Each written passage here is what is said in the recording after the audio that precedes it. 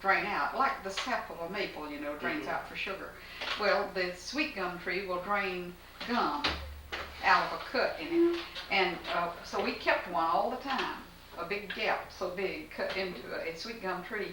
And many, many evenings after we were dismissed from work and after supper, we would go down to the sweet gum tree and get us a piece of chewing gum. And you could chew it almost indefinitely. Just it was a little harder than the average chewing gum. More like wax, sort of. But that was our chewing gum, because we never bought chewing gum. That was. Didn't know that about the sweet gum tree at all. Yeah. If we ever get down into such Old Ridge again, I'll see if that tree's still there. We call it our chewing gum tree, and that's what we used it for. All the children ran to the tree to get their chewing gum. Had perpetual chewing gum. And your chewing gum tree was at the Old Ridge. That's where. Also, the. Do you think you'd remember where it was? Oh, I know where it is. Of course, the whole thing may be grown up now. Well, I expect it's either grown up or. And then, of course, we had our homemade toothbrushes. How did you make a toothbrush? What kind of wood? We chose certain woods. It was black gum or something. Then take a piece and chew the end of it. You would cut your little stick about so long, and then you would just chew and chew and chew that end, and it would not come to pieces. It would fray and become a bit like the end of a rope, only stiffer. That was a women's snuff dipper. Nearly all women who dip stuff used that kind of. Yeah, you have it wet and wobbling around in it. That was a snuff stick, but we used them actually for toothbrushes too. But it was basically the same kind of thing that you would choose a certain wood which had no flavor to it of its own. Don't you believe 50% of the women dipping snuff use one of those brushes? Oh yes, that was the traditional way of getting your snuff out of your snuff box. Was to wet your swab. And keep in your mouth for a half a day at a time. And they would even hang those sticks in their mouth, you know, as they. Now women don't know. But how common was snuff dipping among women? I mean, it was socially acceptable, or was it a little bit risque? In my community, it was not common. It was more in mine than it was in hers, because it was just more typical of people. Did you have relatives? Had a bit of a. We had a bit of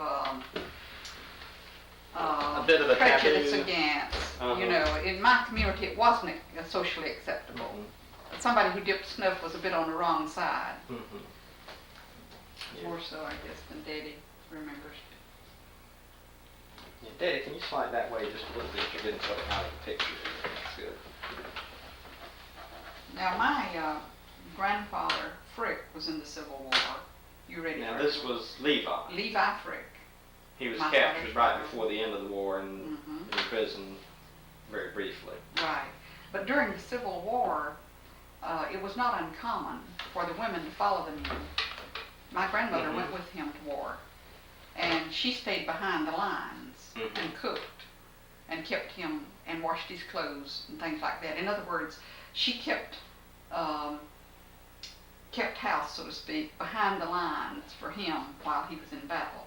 Took care of him the same as she was. It seems like it would have been an organizational nightmare, though. I mean, it had to be. They had to furnish their own things. It wasn't, you know, organized. Quite a bit of the taking care of the men was very unorganized in that war, because it was just a spontaneous volunteer thing, and they'd go. And my grandmother spent time behind the lines. The husband would leave his troops and go back to where his wife was cooking for him for his meals and that sort of thing. That she either had to take it to him or he had to come back for it. It was a personal thing to look out for your husband as best you could. Now, of course, this wasn't done probably on a big scale, but my grandmother did it right behind the lines. Was he the only ancestor of yours that was in the war that you know of? The one I know best. I'm sure there must have been others, but I don't know the details on the others. But now in your family there were a couple, weren't there? Only one immediate. Well, now in one of the family trees there was somebody killed in the war. Now he may have been a son. He may have been an offshoot. I just remember seeing a note in. You see, my great granddaddy was killed. Mama's granddaddy. Now, what was his name? Frank Dunn's daddy. Frank Dunn's daddy. He's the one that was never found out about where he He's where he supposed was. to have been killed in the Hilton Head, South Carolina territory, but his body never was shipped home. And that was Salina's husband. What was Salina's husband's name? James, I believe it was James. James Dunn.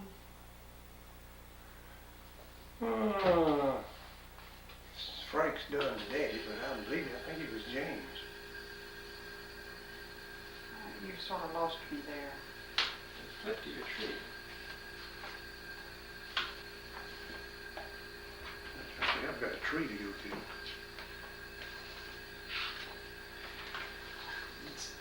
D.A. James, Salina James. Salina died in 1900. Now, I want you to tell me if I'm correct in remembering something. I seem to remember sitting on the screen porch with your mother while she was alive and having her talk about the day that Salina died, or Salina's funeral, or something about that.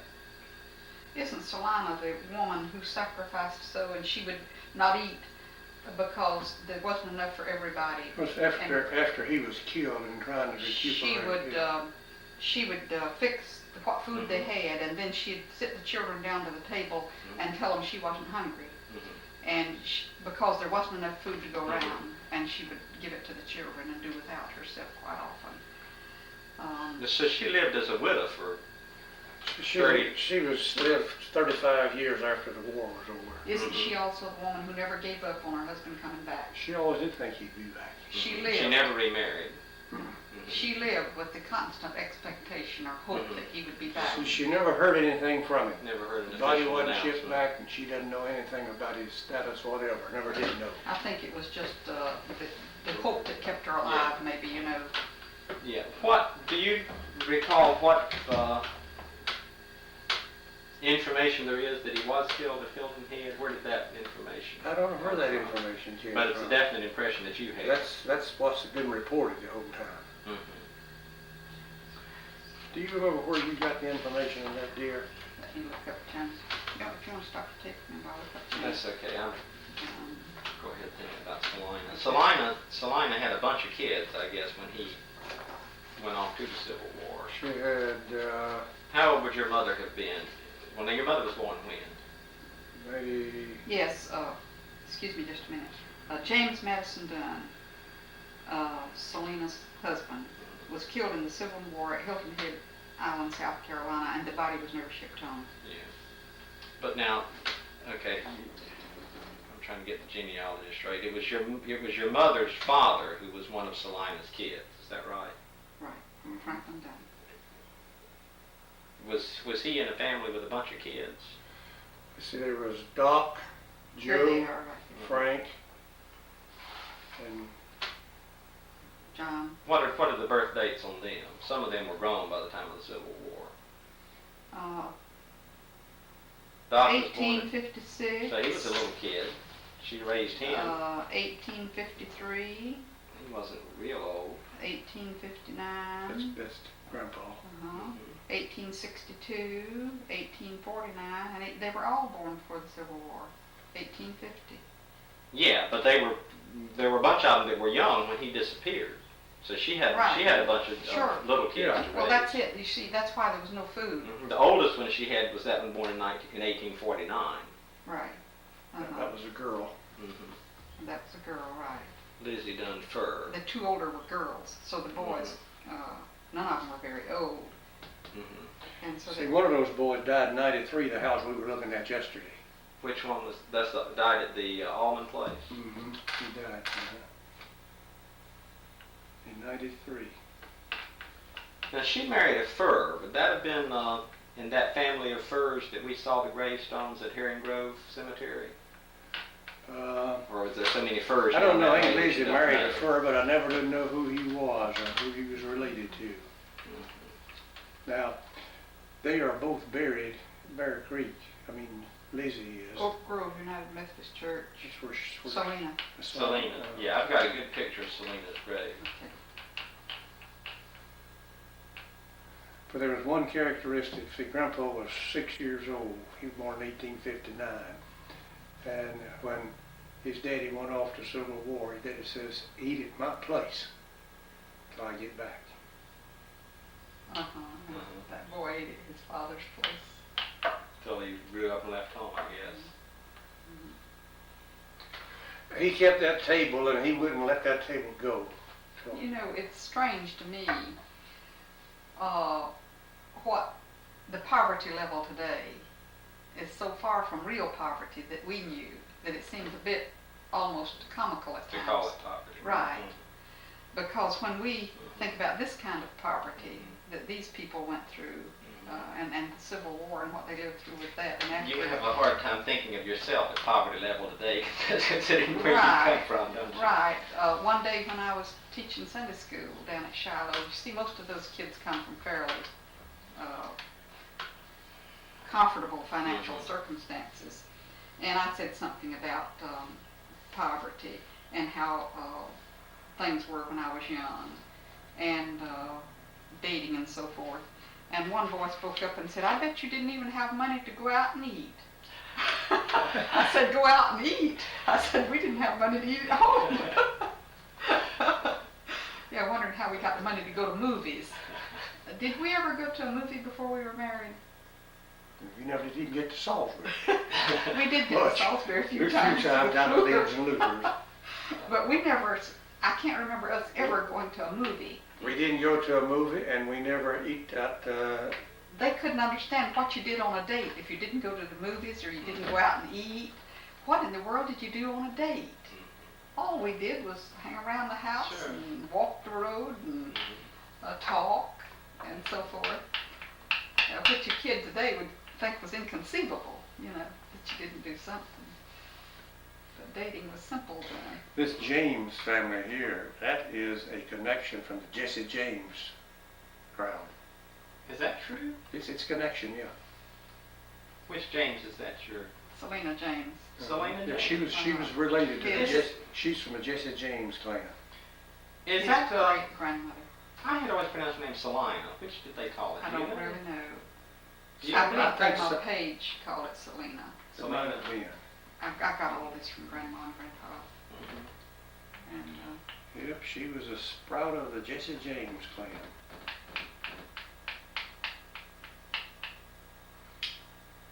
Now, how is it that, let's see, now she's buried at Oak Grove Oak Methodist. Grove.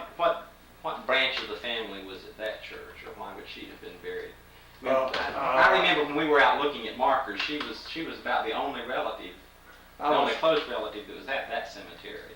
Her most of them were not Methodist. one of the Dunn boys was buried there. So we were told, you know, we hunted the grave and never could find it. But it is reported that this one that died in 1893 Was buried at, is buried at John. is buried at Oak Grove. But and they said his grave was right close to the building. But you know, we hunted that thing and never could find it. He didn't have a permanent marker. And I don't know whether it's because they were living close to that area. You see, Joe was buried in there, and it isn't not too far from where they were living then to that church. And it could have been that they were living still in the same area, and that might have been the closest church to them. We do have a picture, a fairly good picture of Franklin Lafayette. I guess we didn't get it right now, but it's in the family history. Franklin Lafayette. How far back, see, in my case, I don't remember any of my great-grandparents, because the last surviving one that I had was Nancy Eagle, and she died when I was only 3. Isn't that right? Right. Did either of you have great-grandparents that you remember?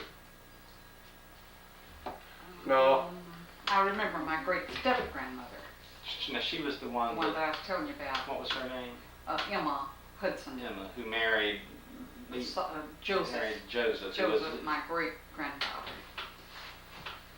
And came in and took over a big family and lived, and the family loved and adored her. let's see, family tree to get oriented on that. See, I never had a great grandparent living after I got into the South. Joseph Eagle. Now his, Okay, this was, so you're talking about Eli Eagle's stepmother. This is the real. This is the real mother. The mother. woman you're Right. talking about is Eli He later Eagle's stepmother, married, who you remember. Right. And she raised a whole brew of kids after Mary Ann Wyatt. She finished the died. ones that weren't grown and took care of him until his death. And then she went to work at the Now, wait a Jackson minute, Training wait a School. minute. I was thinking that she married him when his wife had died at an early age, but his wife didn't. No, she No. had, this is the wife who had the 12 or 14 kids. But when did he marry, Hudson, Emma. after this one died. After this one died. well, he was 63 years old when she died. He must have remarried at a late age. He did. And was she much younger than he was?